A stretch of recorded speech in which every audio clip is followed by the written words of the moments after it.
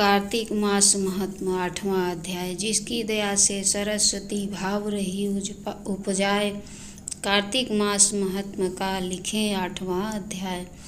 नारद जी बोले, अब मैं कार्तिक व्रत के उद्यापन का वर्णन करता हूँ, जो सब पापों का नाश करने वाला है।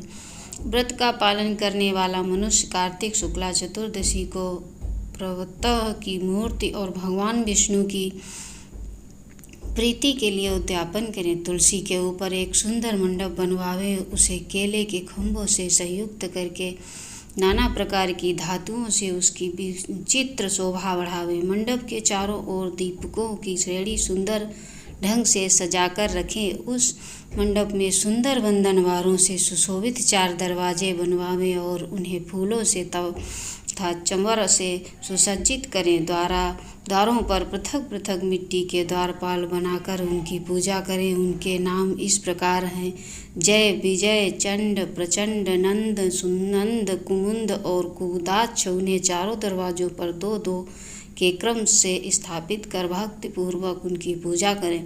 तुलसी की जड़ के समीप 4 रंगों के सुशोभित सर्वत्र मंडप बनावे और उसके ऊपर पूर्ण पत्र तथा पंचरत्न से संयुक्त कलश की स्थापना करें। कलश के ऊपर शंख चक्र गदाधारी भगवान विष्णु का पूजन करें। भक्ति भाव पूर्वक उस तिथि में उपवास करें तथा रात्रि में गीत वाद्य कीर्तन आदि मंगलमय आयोजनों के साथ जागरण करें।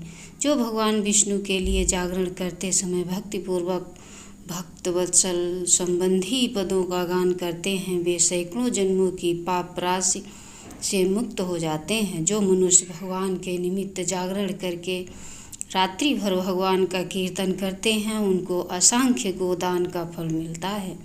जो मनुष्य भगवान की मूर्ति के सामने नृत्य गान करते हैं, उनके अनेक जन्मों के एकत्रित पाप नष्ट हो जाते हैं। जो भगवान के सन्मुख बैठकर कीर्तन करते हैं और बंसी आदि बजाकर भगवत पदों को प्रसन्न करते हैं तथा भक्ति से रात्रि भर जागरण करते हैं, उन्हें करोड़ों तीर्थ करने का फल मिलता है।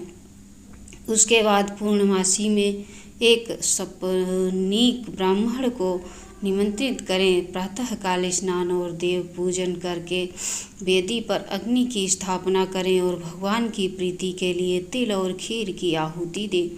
होम की शेष विधि पूरी करके भक्ति पूर्वक ब्राह्मणों का पूजन करें और उन्हें यथाशक्ति दक्षिणा दें। फिर उनसे इस प्रकार क्षमा प्रार्थना करें, आप सब लोगों की अनुकंपा से मुझ पर भगवान सदैव प्रसन्न रहें। इस व्रत को करने से मेरे 7 जन्मों के किए हुए पाप नष्ट हो जाएं और मेरी संतान चिरजीवी हो। इस पूजा के द्वारा मेरी सभी मनोकामनाएं पूर्ण हो। मेरी मृत्यु के पश्चात मुझे अतिशय दुर्लभ विष्णु लोक की प्राप्ति हो। पूजा की समस्त वस्तुओं के साथ गाय भी गुरु को दान में दें। उसके पश्चात घर वालों और मित्रों के साथ स्वयं भोजन करें। भगवान द्वादशी तिथि को शयन से उठे, त्रयोदशी को देवताओं से मिले और चतुर्दशी को सबने उनका दर्शन एवं पूजन किया। इसलिए उस तिथि में भगवान की पूजा करनी चाहिए। गुरु की आज्ञा से भगवान विष्णु की सुवर्णमयी प्रतिमा का पूजन करें। इस पूर्णिमा को पुष्कर तीर्थ की यात्रा श्रेष्ठ मानी गई है। कार्तिक माह में इस विधि का पालन करना चाहिए। जो इस प्रकार कार्तिक के व्रत का पालन करते हैं, वे धन्य और पूजनीय हैं। उन्हें उत्तम फल की प्राप्ति होती है। जो भगवान विष्णु की भक्ति में तत्पर हो, कार्तिक में व्रत का पालन करते हैं, उनके शरीर में स्थित सभी पाप तत्काल नष्ट हो जाते हैं। जो श्रद्धापूर्वक कार्तिक के उद्यापन का महात्म्य सुनाता है, वह भगवान विष्णु का सायुज्य प्राप्त करता है। जय श्री कृष्ण।